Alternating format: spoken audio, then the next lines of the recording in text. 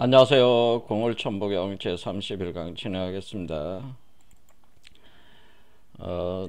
천부경은 그 세상에 등장한 게 지금으로부터 한 100여 년 전에 세상에 이제 알려지기 시작을 했는데, 그것이 이제 1920년에 그 전병훈이라는 분이 자신의 그 정신철학 통편에 천부경을 최초로 주해를 해서 이제 발간을 하게 되는데, 그래서 세상에 알려지기 시작하는 겁니다. 근데 이 그 정치철학 통편의 그 제목을 동안신성 단군 천부경 이런 제목으로 해가지고 1919년에 완성을 해가지고 20년에 이제 발간을 하게 되는 거죠. 정신철학 통편이라고 하는 통편 발간 연 안에 동안신성 단군 천부경을 주라고 해서 주해를 했다고 하는 거죠.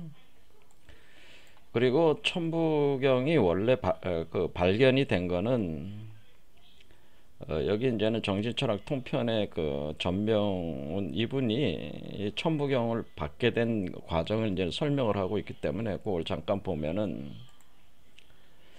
여기 이제는 내용입니다. 정신철학 통편 1920년 동방의 현인 선진, 그러니까 신선이라는 거죠. 최치원이 말하기를 단군의 천부경 81자는, 그러니까 이제 천부경이 단군으로부터 이제 환인, 환웅, 단군에 걸쳐서 내려온 또 신서라고 하는 걸 또 표현을 해주는 거예요. 신지의 전문인데 옛 비석에서 발견되었다. 그 글자를 해석해보고 지금의 묘양산으로 추정되는 백산에 각을 해두었다라고 최치원은 말하였다.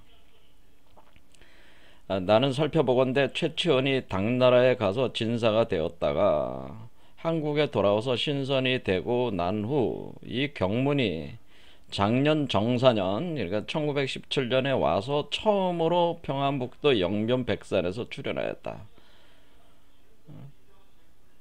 약초를 캐는 도인 개연수라는 분이 백산에 약초를 캐기 위해 깊은 골짜기까지 들어갔는데 석벽에서 이 글자를 발견하고 조사했다고 한다.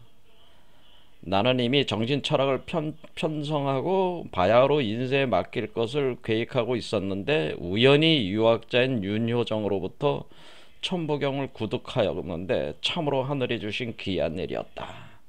이게 이제는 이렇게 설명을 하고 있어요. 근데 천부경은 그 개연수라는 분, 이분이 아주 유명하신 분이죠. 이분도 이제는 환단곡이 이제 편찬하는 그 내용 이제 제공하신 분이기 때문에 이분이 원래는 1916년에 9월 9일에 묘황산에서 수도를 하던 중에 석벽에서 천부경을 발견했고 17년에 단군교회에서 단균교회에 천부경을 발견했다는 내용의 편지를 보내면서 서서히 알려지기 시작한 거죠. 그리고 그것이 전병훈이라는 분한테 이제 들어온 거는 1918년에 들어와서 윤호전으로부터 이제 받게 되고 이것을 가지고 최초로 해석을 하신 거란 말이에요. 동안신성 단군 천부경이다 해석을 해가지고 자신이 막 발간을 하려던 그 정신철학 통편에 이 주해를 삽입을 해가지고 발간을 하게 되면서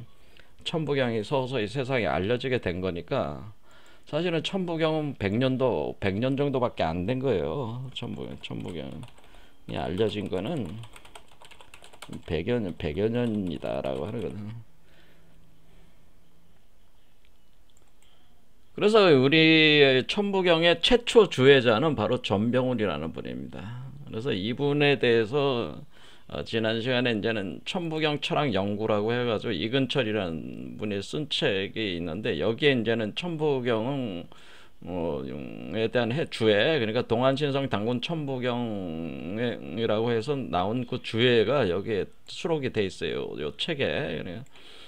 그리고 또 다른 책을 또 이제 같이 공저로 낸 책이 있는데, 이근철이라는 분이 그 책에도 천부경을 선도 사상적 관점에서 해석한 요 그 전병훈 선생의 요 내용들이 또 들어가 있으니까, 여러분들이 관심이 있으신 분들은, 천부경 연구하는데 관심 있으신 분들은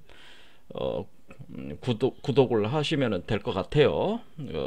사서 한번 보시면은 여러 가지 천부경을 공부하는데 많은 도움을 됩니다. 그 어떤 역사적 관점에서도 그렇고 내용적 관점에서도 그렇고.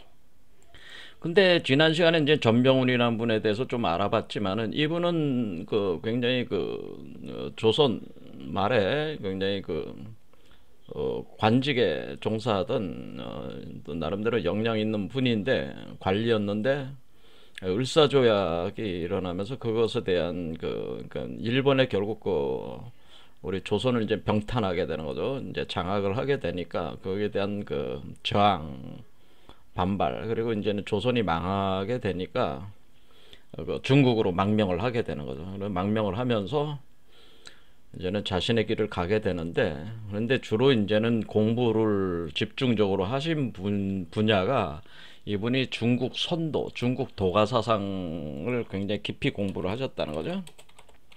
도가 사상. 네, 우리로 보면 이제 유불선 중에서, 유불선에서 선도를 깊이 공부를 하셔가지고 직접 산에 들어가서 10년 동안 중국에서 발간된 다양한 단경, 그러니까 이 금단 대학을 만드는 어떤 그런 과정에 대한 단경을 써 있는 그런 단경을 한 수천 권을 이제 연구를 하고 공부를 하면서 직접 수련을 해서 상당한 경지에 도달을 하셨죠. 상당한 경지에 도달을 하셔가지고 나와서 이제는 유불선 기독교, 그러니까 서양의 기독교까지 다 통합을 한 정신철학 통편이라는 책을 발간을 해서 당시에 이제는 서양의 여러 자기신과 인맥이 있었던 사람들한테, 그러니까 중국 쪽에서는 상당히 많이 알려진 분이 된 거예요, 이분이. 그러니까 중국 쪽에서 많이 알아주는 분이 됐어요, 그 당시에. 그래서 이분이 여러 가지 인맥을 통해 가지고 자신의 사유 체계를 이제는 유포를 하게 되는 거죠. 정신철학 통편을 발간을 해서. 요런 분이십니다. 굉장히 제가 볼 때는 한국 사상사에서 한번 깊이 연구를 해볼 만한 그런 분이라고 저는 생각을 해요. 왜냐면은 그동안은 우리가 주로 유불선 삼도를 종합하는 차원에서 우리 한국 사유체계가 많이 발전을 했는데, 이분은 당시에 기독교까지 이제는 통합을 해가지고 이 사유체계를 만든 거기 때문에, 한번 정신철학 통평 같은 경우는 한번 연구를 해볼 만한 가치가 있다고 봅니다.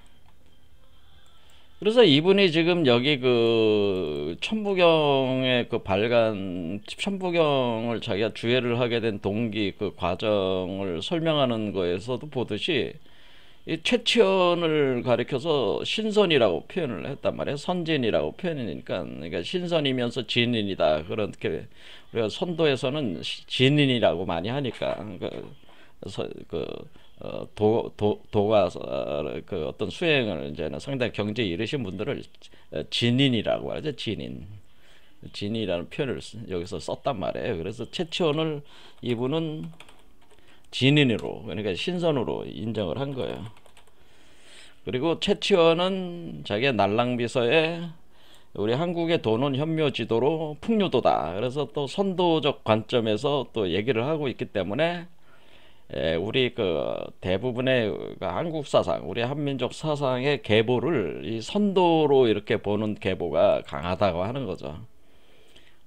그런데 지난 시간에 말씀을 드렸지만은, 우리 한국은 선도지만은 사실은 중국에서 발전한 도가 사상에 굉장히 깊은 영향을 받았기 때문에, 이 전병훈이라는 분도 지금 이 천부경을 해석하고 있는 것이 중국의 도가 사상의 사유 체계를 가지고 이걸 해석을 하고 계시니까, 그런 관점에서 이제는 오늘부터 이제는 그 선도, 도가 사상 이런 관점에서 천부경을 한번 같이 보는 영상을 한번 진행을 해보는 거죠. 오늘 그 이제는 진행을 해보겠습니다. 자, 선도는 유불선 중에 이제 선도는 뭐 사상 체계로 논하자면 뭐 노장 사상을 이제 들어가서 이제 그것을 논하게 되면은 여러분들이 굉장히 관념적으로 느낄 수 있을 것 같아 가지고 그러면 별로 재미가 없죠. 그래서 그냥 직접적으로 그냥 들어가서 설명을 하는 것이, 그러니까 이게 후대 발전을 한 그런 어떤 사유 체계를 가지고 그 선도 사상, 그러니까 우리가 뭐 도교 사상이라고 말해요. 도교 사상, 도교 사상적 관점에서 이거를 한번 보겠습니다.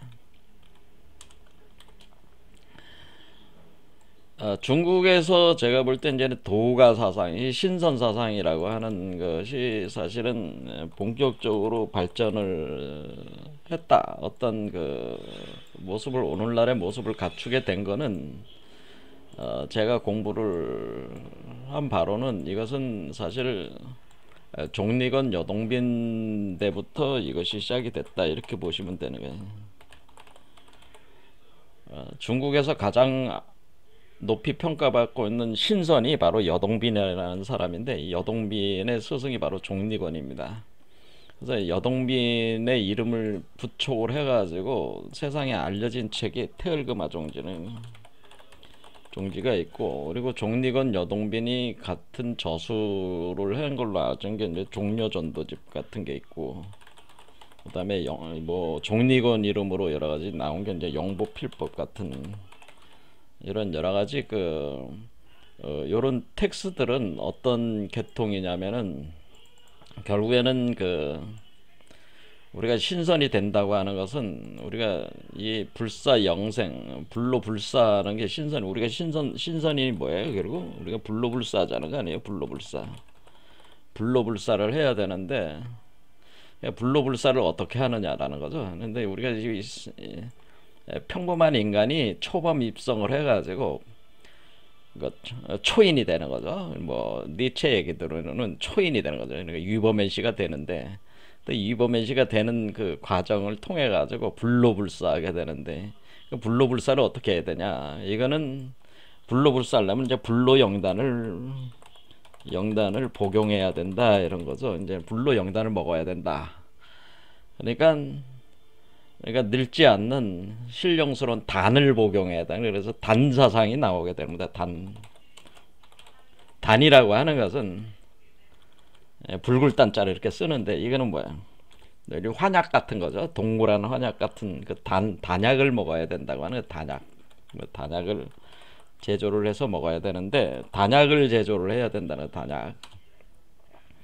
그런데 우리가 이제 단약을 만들 때 이 단약을 이 종리건 여동빈이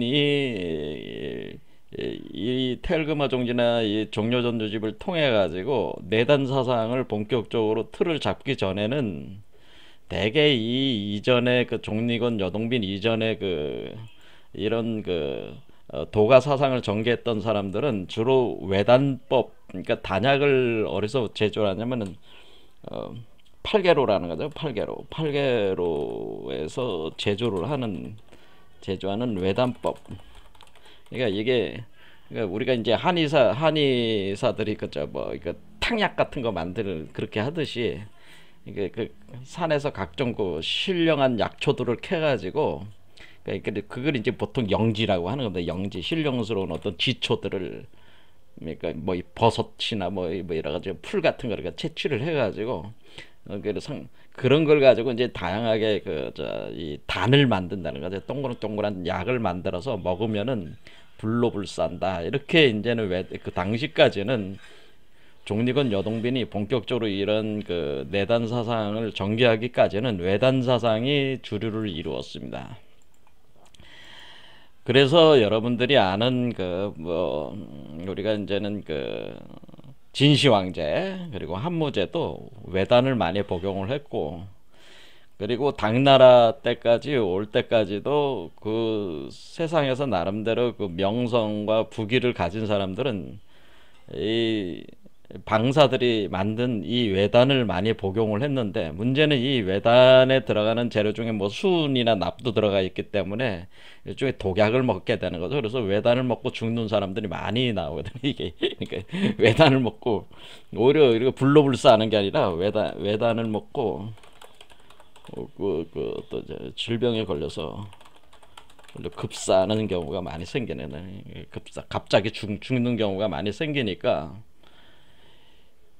이 외단을 제조하는데 그 주로 이론적인 체계가 된 게 바로 주역 참동계라고 하는 책이에요. 그래서 위진 시대에 주백량이 쓴 주역 참동계에 참고를 해가지고 외단을 제조를 했는데, 그걸 먹고 불로불사하는 게 아니라 뭐 죽어버리니까, 그렇죠? 아니면 정신병자가 돼버리거나 그런 경우가 생기는, 여러분들이 나비나 수은 중독 걸리면은 정신적으로 굉장히 굉장히 날카로워지죠. 날카로워지면서 굉장히 정신병적 질병적 현상을 나타내기 때문에, 이런 어떤 굉장히 좋지 않은 현상들이 이제는 폭증하기 시작하는 거예요.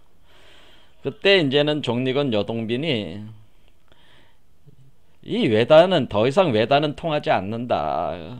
그래서 사실은 우리는 내단법을 해야 된다고 하는, 내단법. 그러니까 내단법이라고 하는 것은 결국 뭐냐면은, 우리가 이 밖에서 그 팔개로를 놓고 그걸 가지고 제조를 하는 게 아니라, 인간의 몸 자체가 불로 영단 화로다, 이렇게 보는 거예요. 불로 영단 화로, 불로 영단을 제조하는 기계다, 제조 기계다라고 이렇게 표현하는 거예요. 인간의 몸 자체가 불로 영단을 제조하는 기계이기 때문에, 우리가 어떤 밖에다가 기계를 놓고 불로 영단을 만들 게 아니고, 인간의 몸 자체를 이용을 해서 불로 영단을 만들면은 그것 자체가 이제 약이 만들어지면 그게 이제는 내단약이 되는 것이다. 그게 단약이 되는, 그게 금단대약이다. 제조기계이기 때문에 불로 영단은 이게 이제 금단대약이라고 하는 거죠. 금단. 그것이 금단대약을 복용한 그런 개념이 되는 것이다. 그러면 불로불사를 하는 것이다, 라고 하는 이거를 종리건 여동빈이 여러 가지 저서를 통해 가지고, 또 그 가르침을 통해 가지고 이거를 이제는 확립을 시켜주는 거야. 그래서부터 이때부터 이제는 내단이 시작이 되는 거야. 내단. 그러니까 내단을, 불로 영단은, 그럼 인간의 몸을 어떻게 작용을 시켜야지 이게 불로 영단 금단 대학을 만들어지는 것이냐에 대한 어떤 그런 내단을 획득하기 위한 수행법에 관심을 많이 갖게 되는 거죠. 그런데 이 내단을 획득하기 위한 수행법을, 그래서 이게 설명을 할 때 주로 어떻게 설명하게 되냐면은, 이전에 외단법을 만들 때 여러 가지 이론적 체계가 있었잖아요. 그걸 그대로 그 내단법을 적용할 때 그걸로 그 개념을 가지고 설명을 하기 시작한단 말이에요. 외단법 할 때에 어떤 그런 사유 체계를 어떤 어휘라든가 이런 거를, 사유 체계를 내단법에 적용을 하기 시작한다라고 하니까, 이제 우리가 내단법에 대한 여러 가지 그 뒤에 나오는 텍스트들에 계속 나오는 게 연인이, 홍인이, 그러니까 우리가 수은이니 나비니 이런 얘기들이 나오는 것이, 사실은 외단을 만들 때에 사용하던 물질적 개념들을 내단법에 이렇게 비유적으로 설명이 된 거란 말이에요. 그러니까 실제로 납과 수은을 먹는 게 아니고 그 비유란 말이에요. 비유. 그렇게 사유체계를 내단법에 적용하다 보니까 그런 설명들이 들어온 거라, 그런 얘기입니다. 제 얘기는. 그러면서 이게 이제는 종리건 여동빈으로부터 시작을 해가지고, 이제 중국에서 이제 북쪽, 남종 해가지고 또 이렇게 신선 사상들이 이렇게 이제 발전을 합니다. 그 중에 이제 주목할 만한 데는 이쪽에 북종 계열에서 왕중량이라는 사람이, 이제 왕중량의 전증교가 이제 등장을 하게 되는 거죠. 정중교. 그래서 여러분들이 이제는 전증교 보면은 대사조 영문이나 이런 데 보면은 그 화산에서 그 저기 그 대결을 벌이잖아요. 그 저 뭐야 그 동사서독 뭐 그 뭐 중앙에 왕중야 있고 북계는 누가요? 황칠공인가요? 황모시기가 있고 뭐 그렇잖아요. 근데 남쪽에는 그 남왕 그게 있고 저기 대리국에 그 저기 있잖아요. 그러니까 이렇게 그 왕중량에 대한 그런 어떤 전설들을 가지고 그렇게 또 만드는 거죠. 그런 영화들을. 그러니까 그 책, 이렇게 김용이라는 사람이 그런 책을 쓰는 거잖아요.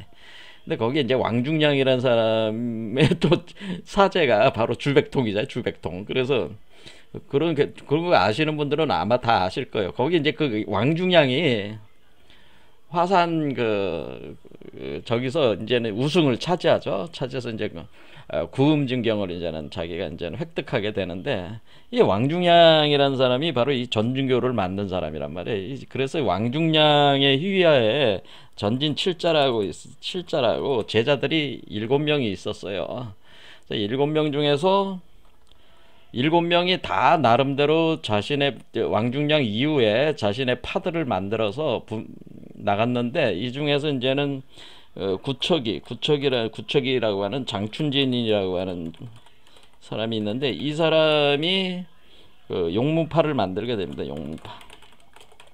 그래서 용문파 그래도 구척이가 이제는 용문파를 만들고 이 구척이 계통해서 구척이가 그 사실은 중국의 그 선도 도가 사상의 그 어떤 거의 절대적 영향력을 이제 용문파가 이제 하게 되는 어떤 그런 역사적 흐름이 있었어요. 그래서 오늘날까지도 이제 용문파의 그 어떤 수련법이나 이런 것들이 그 뒤에 이제는 우리가 보면은 나중에 이제는 쭉 내려오다 보면은 청년대에 와가지고 오수양 그러니까 오충어하고 류화양이라는 분이 두 분도 이제 사제지간인데 그분들이 이제는 용문파 계통에서 또 나와가지고 그동안은 이제 비기 여러 가지 비기들 그러니까 내단제조에 대한 어떤 그런 비기들을 세상에 많이 알리게 됩니다. 그래서 이 신선이 되는 메커니즘은 오늘날에는 나름대로 많이 틀이 잡혀 있습니다. 중국에서도 굉장히 심오하게 잡혀 있어가지고 대체적으로 많이 알려져 있다고 하는 거죠. 그런데 그것이 아까 말씀드린 대로 우리가 종리건 여동빈으로부터 이렇게 본격적으로 이 내단에 대한 개념들이 잡히면서 이것이 뭐라 그럴까 그러니까 번창을 했다고 보는 거죠. 도교 이 수행법들 자체가. 그래서 여기서 쓰는 개념들을 가지고 아까 말씀드린 전병훈이라는 분이 이거를 이제 해석을 하기 시작한 거예요. 그럴 때 여기 보면은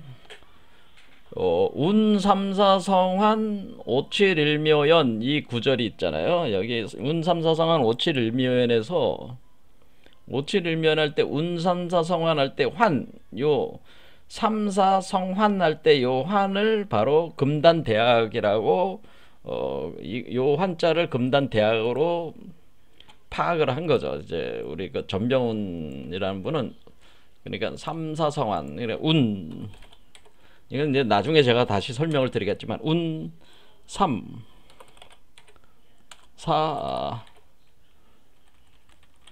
성환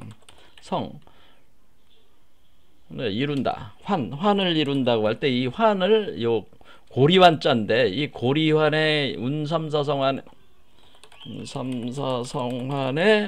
이 여기서 요 환 있잖아요. 요 환자 요 고리환자란 말이에요. 요게 바로 단이다라고 하는 거예요. 요게 사실 요게 금단을 얘기하는 것이다. 이렇게 파악을 했다는 거예요. 이걸 누가 했다고요? 전병훈이라는 분이 천부경에 해석할 때 요걸 정확하게 파악을 해가지고 그 다음 내용들도 쫙 요 관점에서 이제 해석을 해 들어갑니다. 자, 그래서 금단사상 바로 그런 도교 신선사상을 파악을 하는데 요 부분에 대해서 전병훈이라는 분이 해석한 부분은 한번 읽어보겠습니다. 자, 다 보면은 내용이 복잡하니까 운삼사성한 요 부분만 한번 보겠습니다. 운삼사성한 소자 삼가 주석한다. 전병훈이라는 분이 하는 얘기예요. 사람의 몸 가운데 삼목의 일과 사금의 월을 활용한 것은 그러니까 우리가 이거를 음양 오행론에서 오행에서 삼은 목기운이고 사는 금기운인데 이 삼은 태양이고 사는 달이다 그렇게 본 거예요. 그러니까 삼목과 사금을 활용한 것은 바로 도가에서 오행을 거꾸로 이용하는 방법이다. 그러니까 이것은 뭐냐면은 우리가 이제는 그 이 도가 사상에서 오행 전도술이라고 하는 게 있습니다. 오행 전도술에 대해서 설명을 하는 건데 여러분들이 뭐 그런 것까지 깊이 알 필요는 뭐 없을 것 같아요.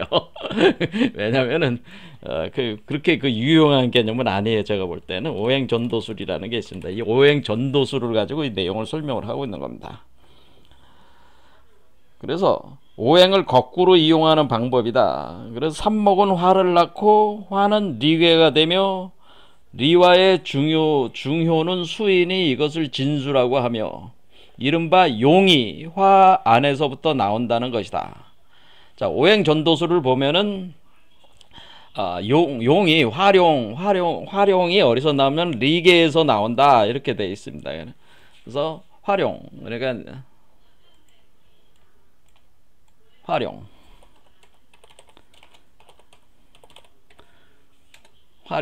활용이 이제 리그에서 나오는 거고 이것은 이른바 용이 환에서 나온다는 것이다. 이것을 진수라고 하고 사금은 수를 낳으며 요게 이제는 삼을 해석할 때 이렇게 된다는 거죠. 그 다음에 이 사를 해석할 때 요거를 뭐냐면은 사금은 수를 낳는다. 금생수니까 수는 감괴가 되고 감수의 중요는 화이니까 이것을 진화라고 한다. 호는 그러니까 이제는 이걸 수호라고 합니다. 수호 그러니까 물속에 있는 호랑이 용과 호랑이가 나오는 거죠. 용호. 자, 용호. 자, 용호가 있어가지고 호는 수 가운데 생긴다는 것이다. 이 진화 진수가 마음에 따라 오르고 내리는데 뒤로 오르고 앞으로 내리는 것을 좌오승강이라고 한다. 오래오래 반복하면 단을 이루고 선을 이룬다. 그런 까닭으로 운삼자라고 한다. 그러니까 오래오래 반복하면 이걸 단을 이루고 그러니까 여러분들이 여기서 보면은 선도를 공부하신 분은 좀 아시겠지만은 이게 뭐예요? 활용과 수에서 오행전도술에서 나오는 활용수의 이 메커니즘을 요거를 가지고 우리가 여러분들이 많이 들어보셨지만 용호 비결 이런 말 많이 들어보셨어요. 이게 우리 여러분들이 윤홍식 씨가 쓴 용어비결 강의라는 게 있잖아요. 이 용어비결 강의라는 이 책은 사실은 북창 정년 선생이 쓴 용어비결이라는 텍스트를 가져다가 윤홍식이라는 분이 해석을 한 겁니다. 근데 원래 이 용어비결이라는 개념은 중국의 선도 사상에서 핵심 사상이란 말이에요. 이렇게 용어비결. 그러니까 중국에서는 이 용어비결, 용어교구 이 현상을 용어교구라고 하는 거예요. 용어비결, 신용어비결 이런 책들이 이제는 중국에서는 선도 사상에 틀이 잡혀 있었어요. 그거를 북창 점령 선생이 수용을 해가지고 자기가 수행을 직접 하면서 용어비결이라는 텍스트를 만들었고 오늘날 이제는 뭐 단학계통에서 이렇게 윤홍식이라는 이분이 홍익학당하면서 단학계통에서 이렇게 누구예요? 그 유명하신 분 있잖아요. 그분의 어떤 그런 단학사상을 가지고 이렇게 자신의 어떤 그런 뭐라 그래야 되나 홍익학당이라는 걸 해가지고 이제 세상에 또 이제는 퍼뜨리게 되는 어떤 그게 되는 거잖아요. 그렇게 할 때 이게 용어비결을 이제는 강의를 하지 않았습니까? 이게 이 용어비결이 사실은 북창 전용 선생의 용어비결 그 책자를 해석을 한 거죠. 그런데 그게 사실은 중국의 선도 사상의 핵심 중에 하나라고 하는 거죠. 그래서 그게 바로 이게 여기서 나오는 오행전도술 개념에서 나오는 거예요.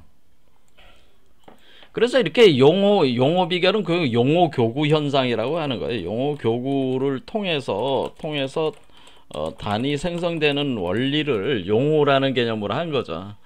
그러니까 이제 원래 이 용어라는 개념은 우리가 사신도에서 시작을 하는 거예요. 이거는 우리가 지금 얘기한 윤홍식 씨도 이런 부분에 대해서는 언급을 못한 걸로 제가 알고 있는데 이거는 원래 사신도에서 나오는 개념이란 말이야. 사신도에서 출발하는 개념인데 그 뭐야? 우리가 이제는 여기 보면은 이게 이제는 북현무가 이 아래쪽에 있잖아요. 아래쪽에 여기가 북쪽이란 말이에요. 여기가 북현무. 그럼 여기 남주작이잖아요. 남주작. 그 다음에 동청룡. 그 다음에 서백호란 말이에요. 서백호 이쪽이 서백호. 그러니까 서백호니까 여기가 이제 목기운이고 이게 동청룡이 삼목이라고 하는 거고 여기가 서백호가 사금이라고 하는 거죠. 그래서 이렇게 삼사성환 운삼사성환이라는 게 삼목 동청룡 사금은 이쪽이라는 거죠. 그럼 이쪽은 태양, 이 태양 있잖아요. 이쪽은 달 그런 개념입니다. 태양은 불이잖아요. 불이니까 여기서 용은 불 속에서 나오고 그러니까 불을 뜻하는 괴가 바로 무슨 괴냐면 그게 이제 리괴라고 하는 그 괴니까 화리출이다 이래가지고 그 리괴에서 그것이 나온다 이런 얘기가 이제 되는 겁니다. 자 여기 보면 이제는 그 건태리진 송강강건을 해가지고 여기 리괴 감괴 요거는 이제는 감리교구가 되는 겁니다. 이렇게 또 이렇게 해서 또 이제는 그 보면은 어떻게 되는 그러면 여기가 이제는 이쪽에 삼목은 이쪽은 그러면은 우리가 이쪽 불 기운이 올라가는 거니까 태양의 기운이니까 이쪽은 리게요 불에 대한 기운이요 이쪽은 물 기운으로 올라가는 거니까 수금의 기운 그러니까 이쪽은 요게 되는 거다. 그럼 여기는 이쪽은 올라가는 게 이제 화목이요 이 화목 기운이고 여기는 금수죠. 오행에서 금수고 가운데가 이제 이 중앙의 그 길이 토란 말이에요. 토.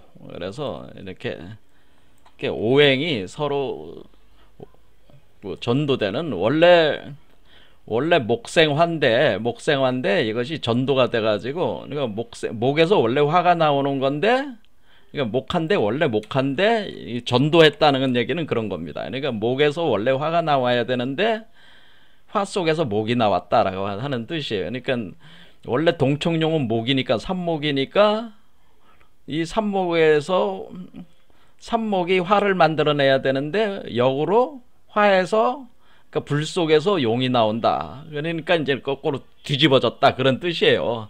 여기도 마찬가지로 원래 금생수인데 수에서 원래 금에서 수가 나와야 되는데 수에서 금이 나온다. 그게 바로 요것도 이제 전도가 된 거죠. 이렇게 전도가 됐다라고 하는 거예요. 그래서 이게 전도가 되는 그러면서 우리가 이 목기운을 대표하는 용과 금기운을 대표하는 서백호가 그러니까 사금이죠. 삼목과 사금. 그러니까 서백호는 사금이고 동청룡 삼목이니까 그러니까 요 목과 금이 합해지는 거라는 거죠. 목과 금이 합하는 거죠. 이것을 우리가 서쪽의 기운이 동쪽으로 와서 합한다 그런 의미도 되는 겁니다. 그래서 이렇게 그러면 우리가 용과 호랑이가 지금 이쪽은 용이고 호랑이니까 이 두 개가 이렇게 올라가는 거 이 두 개가 이렇게 꼬여 올라가는 이 현상 자체는 이 파란 뱀이 사실은 백호의 기운이라고 하는 거죠. 그러니까 여러분들이 이거는 용 기운이고 이쪽으로 올라오는 거는 용이고 그렇죠? 이쪽으로 올라오는 거는 호 기운이라 이거요. 그러면은 우리가 지금 용과 호랑이가 서로 막 껴안고 있는 거 아니에요? 껴안고 섹스하고 있는 거잖아요. 그러니까 이 용기운은 남성이고 호기운은 여성적인 거기 때문에 이 두 개가 합하는 거 토를 가운데 두고 그거를 토대로 해가지고 이렇게 합해가는 거를 우리가 용호교구다. 교구라는 건 서로 껴안고 섹스한다는 개념이야 이게. 그렇죠? 이렇게 이해를 하시면 된단 말이에요. 그러면 이렇게 되면은 우리가 여기서 그런 과정을 거치면 이게 화와 수가 또 엉켜드는 거 아니에요. 그렇죠? 이게 여기는 화의 기운이 오는 거고 여기는 수의 기운이 있는 거니까 수화가 또 엉켜드니까 이게 수승화강이라고 하는 거죠. 이게 또 수승화강의 이치가 있다라고는. 그러니까 이거는 용호비결과 수승화강은 동전의 양면과 같은 거죠. 용호교구 현상과 수승화강이라고 하는 거죠. 그러니까 원래는 이 구조적으로 보면은 위에 불이 있고 밑에 물이 있는데 불이 물 속으로 들어와 가지고 물을 끌어올려 가지고 물과 불이 하나로 합해져 나가는 수승화강은 이제 감리교구 현상이라고 하는 겁니다. 감리교구 현상. 그러니까 수승화강은 감리교구 현상으로 일어난다. 이렇게 해가지고 여기서 뭐냐면은 이 두 가지 개념, 용호교구와 수승화강 개념이 또 이렇게 중요한 개념이 되는, 이렇게 섞여 들어간다고 하는 거죠. 이렇게 통합해 들어간다. 요게서 그러면서 이게 이제 금단 대학이 만들어진다는 거죠. 이 금단. 그러니까 여기서 지금 설명하는 게 뭡니까? 그러니까 우리가 오행 전도술의 개념을 가지고 우리가 금과 그 목을 대표하는 청룡의 기운과 용의 기운과 금을 대표하는 백호의 기운. 그러니까 그 숫자를 뭐로 본 거예요? 오행수로 본 거죠. 오행수. 자, 이렇게 해가지고 이게 꼭 틀린 얘기는 아니에요. 자, 그래가지고 이렇게 합해가지고 이렇게 오래오래 반복하면 이 과정을 계속 반복하면 뭐야? 합하는 과정을 계속 반복하면은 어떻게 되게 단을 이룬다는 거죠. 단을 이루고 신선을 만든다. 그러니까 요게 단이라는 거죠. 자, 그래서 이게 단이 되고 이게 이제 단이 되는 거야. 이게 이제 이걸 가리켜서 우리가 이제는 단이고 이것이 신선이 되는 것이다. 이렇게 되는 거죠. 신선이 선이 되는 것이다.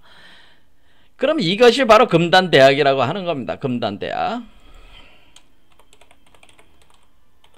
그런데 여기가 이렇게 삼사성환, 그러니까 이게 삼사성환이니까 요 환이 바로 금단에 해당되는 것이다. 이렇게 되는 얘기가 되는 거예요. 자, 그래서 이걸 3과 4를 저는 이거를 3과 4를 4번 차크라와 4번 차크라로 저는 봐가지고 설명을 하고 있는데 반해서 그것이 제가 볼 땐 더 정확한 설명이라고 저는 생각을 하는데, 일단은 이 선도를 공부한 분 입장에서는 이 오행수 개념으로, 그러니까 우리가 오행수는 우리가 수의 기운은 그러니까 목화토금수, 목화 토 금 수 뭐 이렇게 하면은 목 기운은 숫자로는 38, 화는 27, 토는 50, 금은 49, 수는 16.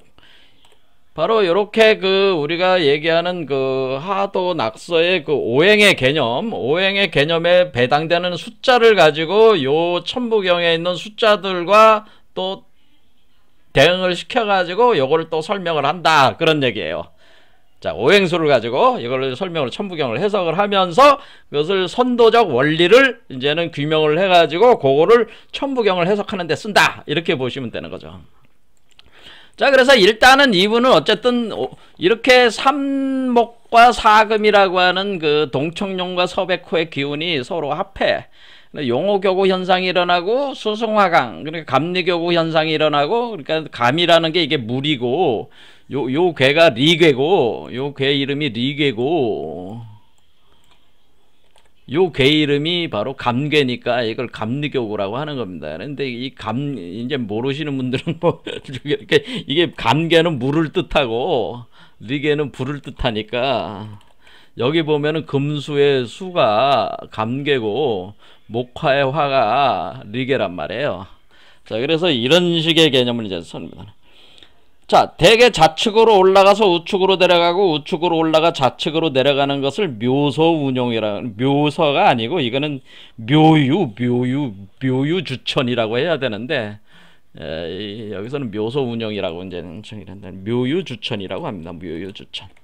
왜냐면은 우리가 묘라고 하는 거는 목기운이고 유라고 하는 금기운이기 때문에 이렇게 묘유주천년 하는 현상. 그런데 묘유라고 하는 거는 이 네 번째 차크라에서 일어나는 현상이거든요.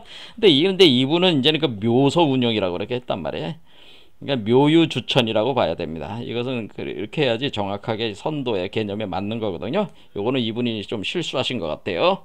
자, 운이라는 뜻은 운행의 참뜻이며 화는 곧 단의 형상이다. 그러니까 이 환이 단이다라고 하는 거죠. 환이 단이다. 곧 단은 형상의 끝이 없으므로 성환이라고 한다. 그러나 환의 가운데가 곧 형관임을 알아야 된다. 이 환의 가운데가 곧 형관임을 알아야 된다. 그래서 이분이 굉장히 신묘한 거는 이걸 파악을 했다는 거예요. 사실 이 환자가 금단이라고 하는 거를 제가 볼 때는 아는 사람이 없어요. 천부경 해석한 분 중에. 근데 제가 이 환자가 단이다. 제가 이게 환자가 단이라고 저는 얘기를 합니다. 그런데 이분은 이 환자가 단이라고 하는 제 견해와 똑같은 견해를 가지고 있다고 하네요. 이 부분에서 제가 이분을 상당히 높이 평가를 하는 게, 이 환자가 단이, 이 환이라고 하는 게 사실 단이라고 하는 것을 이분은 여기서 정확하게 표현을 하셨구나. 이걸 알았구나 하면서 여기서 또 묘를 알 수 있냐면은 이분이 이 환이라는 걸 단인데 이 환의 가운데가 곧 현관이다라는 것까지 알았단 말이에요.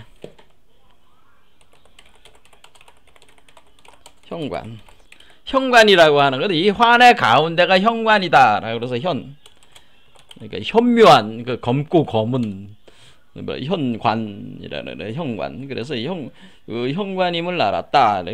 그래서 빗장관 내려가도 빗장이 있다라는 빗장관, 이래 현관이다. 이렇게 이걸 알았다고 하는 거예요. 환의 관대, 그 현빈 지문이다. 뭐 그런 표현 있잖아요. 현빈, 현관.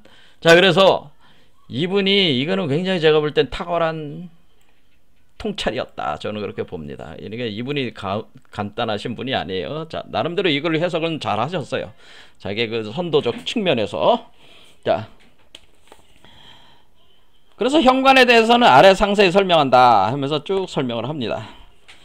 자, 그래서 여기서 지금 이분이 지금 삼사성환, 운삼사성환이라는 그 메커니즘을 설명을 할 때 우리는 오행전도술이라는 개념, 그 선도적 개념을 가져와 가지고 오행전도술이 얘기를 하는 건 경우 용호교구 현상, 용호비결 메커니즘이고, 이것이 또 감리교구의 메커니즘으로 수승화강을 일으키는 현상을 표현해 주는 거기 때문에 이걸 잘 설명을 해주고 있다, 그런 얘기입니다. 그리고 이 환자 자체가 바로 금단이라는 걸 파악을 하고 이 가운데가 현관이라는 걸 파악을 하셨기 때문에 제가 볼 때는 이게 도대체 무슨 얘기인지 여러분은 제가 말씀을 드려도 이게 무슨 환의 가운데가 현관이라는 게 무슨 그게 대단한 발견이냐 이렇게 생각할지 모르지만은 제가 볼 때는 저는 이제 선도 공부를 좀 했으니까 이거 대단한 통찰이라고 하는 거는 제가 인정을 하겠다는 거죠, 이분은. 그래서 해석을 잘 하셨어요. 나름대로는 해석을 잘 하셨어요. 물론 제가 해석하는 접근 방법과는 틀리지만은 틀을 잘 잡아서. 이것도 묘소가 아니고, 이분은 이제 묘소라고 했는데 묘소가 아니고 묘유입니다. 묘유 주천이라고 하는 현상이에요. 묘소 운용이 아니라 묘유 운영이라고 이렇게 하는 게 맞습니다, 사실은. 그래서 사실 이게 네 번째 차크라에 관련된 거거든요. 3번과 4번이 연결을 해서 환을 이룬다라고 하는 묘유주천 현상을 표현해 준 건데, 요분은 이제 다른 개념에서 이제 묘소 운용이다고 이렇게 설명을 한 것이다, 그런 얘기죠. 자, 그러면은 이렇게, 왜냐면 유자가 바로 유자가 왜 이분이 이제 이게 유자가 어떻게 생겼어요? 유자가 이게 지금 이분이 지금 이게 번역을 잘 못하신 것 같아, 제가 볼 때는. 왜냐면 이 묘유주체 유자가 이 가운데 아래에 있는 일자를 빼면 서자가 돼버리잖아요. 근데 유자인데 서자로 서자로 잘못 지금 해석을 서자로 잘못 번역을 해 놓으셨어.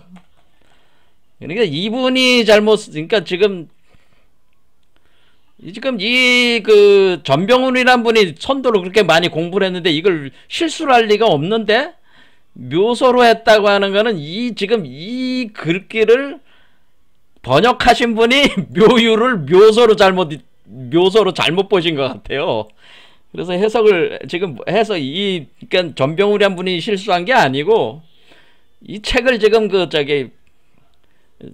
지금 누가 지금 저기 했다고 그랬어요. 이 책을 하신 분이 천부경 철학연구원 이근철이라는 분이 지금 번역을 하신 거잖아요, 이 문장을. 그러니까 이분 쪽에서 실수를 하신 것 같아. 이게 묘유주천입니다. 묘유운용. 유자가 요 아래에 빼면은 서자가 돼버리니까 이거를 잘못 본 것 같아. 요걸 착각하신 것 같아. 이걸 못 보신 것 같아, 이제. 자, 일자를. 자, 요렇게 개념이 되어 있습니다. 아무튼 요런 묘유주천도 상당히 어려운 개념이기 때문에 뭐 설명할 거는 아닌 것 같아요. 자, 그래서 우리는 어쩌거나 이게 우리가 선도라고 하는 것은 금단대학을 만드는 것이고, 금단대학을 만드는 게 전통적으로 중국에서는 용호비결, 용호교구 현상, 감리교구 현상을 가지고 설명을 하고, 또 여기에 이제는 많이 설명을 하는 게 이제는 건정골로라는 개념을 많이 쓰습니다. 건정골로. 골로라고. 건정이라고 하는 것은 우리가 건정은 건정 이런 정자. 그러니까 우리가 이제는 소정자가 되는 겁니다. 소정자를 써가지고 건정. 골로, 곤이다 그러면은 골로, 로다 하면 로란 말이에요. 자, 이 얘기는 뭐예요? 제가 아까 뭐라 그랬어요? 인간의 몸 자체가 불로 영단을 만드는 제조기계, 바로 화로기계다라고 하는 화로기계란 말이에요. 화로기계. 8개로란 말이야. 8개로란 말이야. 자, 8개로라는 건 뭐예요? 로. 여러분들이 뭐 화로구이 해 드실 때 뭐예요? 화로. 이게 로자잖아. 골로. 그러니까 골로. 화로란 말이야. 화로. 인간의 몸 자체가 골로야. 골로. 그러니까 그거를 왜 골로라고 하냐면은 이게 곤계와 건계의 상을 가지고 설명을 한 거란 말이야. 자, 그러니까 인간의 몸 자체는 골로다라고 하는 거예요. 그 얘기는 뭐냐면은 인간의 몸 자체가 지금 이게 돼가지고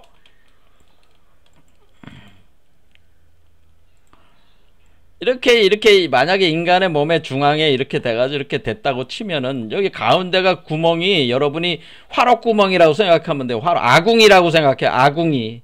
그럼 여기에 이제 불이 들어가는 거죠. 불이 들어가는 거니까 여기에 지금 이게 골로다라고 하는, 인간의 몸이 골로고요. 골로. 그러니까 로가 되고, 건정이라고 하는 건 여기 위에다가 솥을 놨다는 거 아니에요. 솥은 뭐겠어요? 솥은 요게 솥이란 말이야. 요게 솥. 건정. 그러니까 요걸 여기다 올려놨다는 얘기지. 이렇게 그러니까 여기서부터 올라가는 거니까 이게 건괴란 말이야. 이게 건괴. 그렇죠? 예, 이제는 이 건이라는 솥을 골로에다 올려놔가지고 이 골로에서 불을 떼가지고 건정을 어때요? 건정 속에 뭐 누가 있는 거예요? 건정 속에 신태 영화가 있는 거기 때문에 요걸 익혀 들어간다고 하는 거, 그런 게 건정 골로 개념입니다. 그러면 이런 과정 속에서 인간이 변화를 하는데, 이제 금동옥녀, 자, 건정골로 나셨죠. 그래서 인간의 몸이 화로기계 8개로란 말이야. 불로 영단을 만드는 기계다라고 하는 거죠. 할 때 우리는 그것을 건정골로라는 개념으로 우리가 화로 8개로 개념을 설명을 하는 것이다. 이렇게 보시면 되고, 그리고 우리가 여기서 이제는 그 금동옥녀, 이러면은 금동옥녀는 뭐야? 얘가 금동이고 이것을 포태하고 있는 요 사람이 옥녀가 되는 거예요. 그래서 이 사람은, 이 포태하는 사람은 바로 그 크리스탈 유리 광화체가 되는 거고, 요 존재는 황금 메탈체가 되는 것이다. 신선은. 그래서 금동옥녀라고 하는 개념이다. 그래서 지금 한 4가지 개념을 지금 본 거예요. 그럼 뭐야? 아까 처음에 한 게 뭐예요? 용오비결. 운산사성안의 그 내용을 가지고 본 거죠. 그 다음에 수승화강, 그렇죠. 감리교구, 그리고 건정골로, 금동옥녀. 자, 일단은 4가지를 본 겁니다. 자, 그래서 우리는 이렇게 신선이 되는 메커니즘이 그러면 요거를 단계별로 설명을 할 때 어떻게 하는 거냐?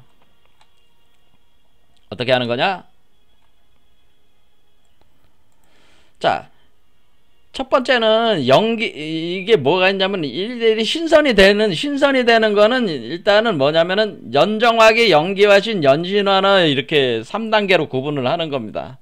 자, 그러면 설명을 굳이 이제는 하자면은, 이걸 가지고 이제 하자면은 뭐냐면은, 일단은 요 씨앗, 제가 뭐라 그랬어요? 요것이 하나의 씨앗이 돼가지고 이렇게 심어줘야 된다. 우리 몸에 할 때 처음에 전개를 하는 거는 뭐냐면, 처음에 전개할 때 우리는 그 진종자를 만들어야 된다. 그래도 진종자. 그러니까 참된 진인이 되는 씨앗. 진종자. 종자는 뭐 씨앗이란 뜻이잖아요. 진종자를 만드는데 어떤 것들이 인간의 몸에서 만드는 거예요. 이것을. 그러면 후천의 몸에서 먼저 만들어. 인간의 몸에서. 후천 몸에서 득 얻는다. 이렇게 하는 거예요. 그럼 일단은 여러분이 수행을 할 때 후천의 몸, 여러분의 육체, 물질적 피지컬 바디에서 진종자를 형성을 해가지고 이 진종자를 선천으로 선천에 심는다. 자, 여기서 우리는 중요한 게 후천, 선천 개념이 이제 등장을 했어요. 우리 마고신화에서도 선천, 후천이라는 개념이 있었죠. 그러니까 우리가 진종자를 만들어가지고 생성을 하는 단계가 일단 우리가 보통 일자 영기, 여기 영기 수행이에요. 1단계. 1단계가 아니라 0단계. 일단 진종자가 만들어져야지 뭐가 시작이 된단 말이에요. 그래, 이 진종자가 있어야 되는 거 아니에요? 진종자를 선천에 심어야 되는 거 아니에요? 선천에 심으면서부터 시작하는 단계가 선천에서 첫 번째는 연정화기, 그러니까 이 진종자를 정이라고 하는 것이다 라는 거야. 선천에 심는다 할 때 진종자를 우리가 정이라고 하는 것이다. 이걸 정. 왜냐하면 수정란이라고 그랬잖아요. 제가 수정란. 그래서 이거는 수정란과 같은 것이다. 그래서 이거는 정이다. 이렇게 보시면 된다고 하는 거죠. 정. 그러니까 선천의 정으로 선정.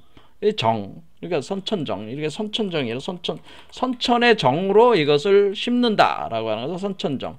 선천에 심는 게 선천정이 된다. 그러면은 정을 연해서 연한다는 게 뭐예요? 정을 뭐예요? 연한다는 게 이 수정란을 계속 발생시킨다고 하는 거죠. 불려나간다 그런 뜻입니다. 세포를 늘려나가야 될 거 아니야. 그러면 연정화기 하면서 우리 몸에 있는 그 물질적인 그거를 우리가 기로 전환을 시켜야 되네. 연정화기. 그래서 연정화기다. 그래서 우리가 이거는 자, 이렇게 한참 빨리 가져왔습니다. 연정화기. 그래서 연정화기라고 하는 겁니다. 연정화기. 자, 연정화기가 되면은 이제는 이 기로 만드는 거죠. 그러니까 우리가 이 고체를 기체로 만들어서, 왜냐면 이렇게 녹여가지고 그 구름으로 해가지고 이렇게 구름과 같은 기체로 만들어서 위로 올려야 되는 거란 말이에요. 이 위로 연정화기. 그러면은 두 번째는 뭐가 되냐면은 연기화신이라는 건 뭐예요? 그러면은 그 정을 정을 불리면서 기로 우리 물질을 기로 만들고 이 기운을 올리면 여기서는 다시 고체로 만드는데 신적인 고체로 신적인 물질로 만들어야 되니까 연기화신, 이 기를 연해가지고, 그렇죠? 이제 연기화신이 되는 거죠. 이 연기화신 신이 되는 거잖아. 그래, 신선이 돼야 되는 거니까 연기화신이다라고 그래요. 연기화신. 연기화신. 신자가 되는 거죠. 연기화신.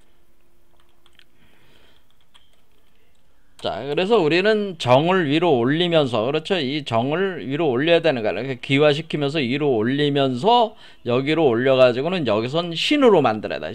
연기화신. 그 다음에 세 번째는 우리가 뭐냐면은 연신화라고 하는 겁니다. 그러니까 우리가 이 허라는 건 공으로 보낸다. 그러니까 이걸 태어나게 하는 겁니다. 이렇게 태어나게 하는 거.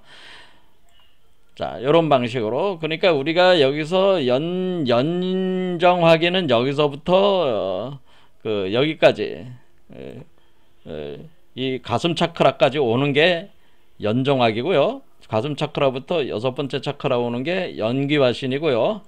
6번에 7, 8, 9가. 그러니까 1, 2, 3이 연정화기는 1, 2, 3번, 차크라로는 1, 2, 3, 연기화신은 4, 5, 6, 여기는 7, 8, 9 이렇게 된다는 거예요. 시간이 없어서 빨리빨리 하겠습니다. 자, 이렇게 해가지고 우리가 이제는 이렇게 변화가 일어난다고 하는 겁니다. 그러면은 우리가 이런 과정을 거치면서 우리가 이렇게 되는 거죠. 그래서 이게는 그러니까 연기화신 상태죠. 이게 연기화신하기 상태고, 이건 연신화나 상태, 영신화나 상태죠. 이렇게. 그러니까 이렇게 돼가지고 우리가 포태가 돼서 이렇게 나오는 이 메커니즘이 선도다 그러는 거예요. 이 메커니즘을 설명하고 있는 것이 사실은 이 천부경이라고 하는 것을 우리가 이제 전병울이라는 분이 이것을 이제는 오늘 이제 운삼사상은 요 글자 몇 글자 가지고 일단은 요 전병울이라는 분의 그 관점을 가지고 해석을 같이 해봤습니다. 다음 시간에 또 해보겠습니다. 오늘 여기까지 하겠습니다. 감사합니다.